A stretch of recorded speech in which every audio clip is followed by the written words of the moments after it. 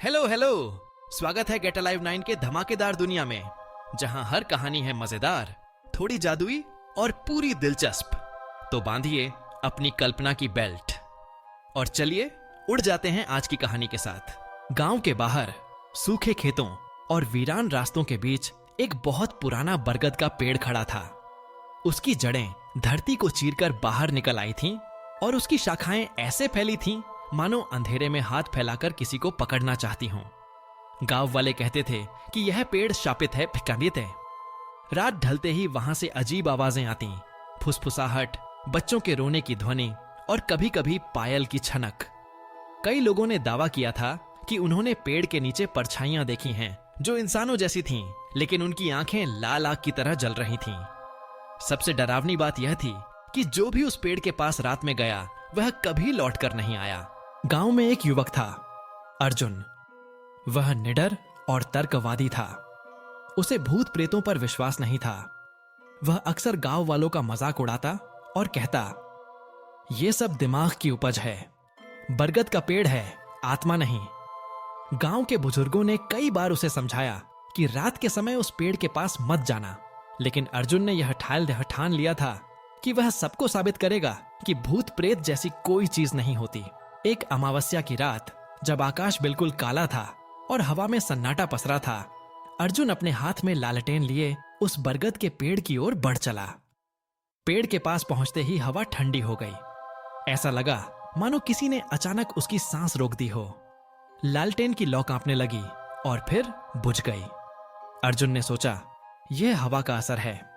उसने जेब से माचिस निकाली और फिर से रोशनी जलाई।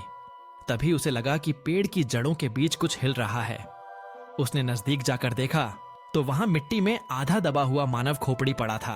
अचानक चारों ओर से आवाजें आने लगीं। क्यों आया है? यहां कोई लौट कर नहीं जाता। अर्जुन का दिल तेजी से धड़कने लगा, लेकिन उसने हिम्मत नहीं हारी। उसने ऊंची आवाज में कहा, मैं देखना चाहता हूं कि इस पेड़ में क्या राज छिपा है। तभी पेड़ की शाखाएं हिलने लगीं, जबकि हवा बिल्कुल नहीं थी। उन शाखाओं की परछाइयां जमीन पर ऐसे फैल गईं जैसे सैकड़ों काले हाथ अर्जुन की तरफ बढ़ रहे हों। धीरे धीरे पेड़ के नीचे धुंध इकट्ठी होने लगी और उस धुंध से एक एक कर कई परछाइयां बाहर आने लगीं। उनमें से औरतों की चीख, बच्चों का रोना और बूढ़ों की कराह मिलकर एक भयानक शोर में बदल गया। अर्जुन ने अपनी लालटेन ऊंची की तो देखा। वे सब लोग थे जो सालों पहले गायब हुए थे, लेकिन उनके शरीर अधजले और आंखें खाली थीं। उनके मुंह से सिर्फ खून टपक रहा था और वे धीरे धीरे अर्जुन की ओर बढ़ जा रहे थे। अचानक उन आत्माओं में से एक बूढ़ा आगे आया। उसकी आवाज गहरी और कांपती हुई थी। यह पेड़ किसी साधु की तपस्या की जगह था। गांव वालों ने उसे तोड़ने की कोशिश की और साधु ने क्रोध में यहां मरकर शाप दिया, जो भी इस पेड़ के पास आएगा उसकी आत्मा यहीं कैद हो जाएगी। अर्जुन के पैरों तले जमीन खिसक गई। वह भागना चाहता था, लेकिन उसके पैर मानो जमीन में धंस गए। पेड़ की शाखाएं धीरे धीरे उसकी ओर झुकने लगीं। एक शाखा ने उसके गले को छू लिया। अर्जुन ने जोर से चीख लगाई, लेकिन उसकी आवाज बाहर नहीं निकली। तभी उसे महसूस हुआ कि उसका शरीर कमजोर हो रहा है। आत्माएं उसकी तरफ झुककर फुसफुसा रही थीं, अब तू भी यहीं रहेगा, हमेशा। उसकी आंखों के सामने सब कुछ धुंधला होने लगा। आखिरी बार उसने देखा कि उसकी परछाई धीरे धीरे पेड़ की छाल में समा रही है। सुबह जब गांव वाले खेतों की ओर निकले तो उन्होंने देखा कि बरगद के पेड़ की एक जड़ के नीचे ताजा मिट्टी उल्टी पलटी हुई है और उसी मिट्टी के बीच से एक नया चेहरा उभर आया था, अर्जुन का चेहरा। अब पेड़ की छाल में उसकी आंखें खुली थीं, जो लाल आग की तरह चमक रही थीं।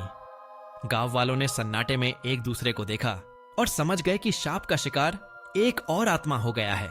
कुछ रहस्य इंसानी दिमाग से परे होते हैं। जिज्ञासा कभी कभी हमें उस जगह ले जाती है जहां से लौटना नामुमकिन होता है। बरगद का वह शापित पेड़ आज भी खड़ा है और उसकी पत्तियों की सरसराहट शायद हवा नहीं, बल्कि उन कैद आत्माओं की चीख है जो अगले शिकार का इंतजार कर रही हैं। आज की वीडियो बस यहीं तक थी, लेकिन ज्ञान, हंसी और जिज्ञासा कभी खत्म नहीं होती। तो चलते हैं एक नई खोज की ओर, एक नई सोच की ओर। अगर आप साथ हैं तो हर वीडियो एक नई उड़ान है। सब्सक्राइब जरूर करना और कमेंट में बताओ अगली उड़ान कहां तक ले जाए आपको। कंटेंट नहीं, कनेक्शन बनाते हैं। हम हैं गेट अलाइव 9। मस्त रहिए।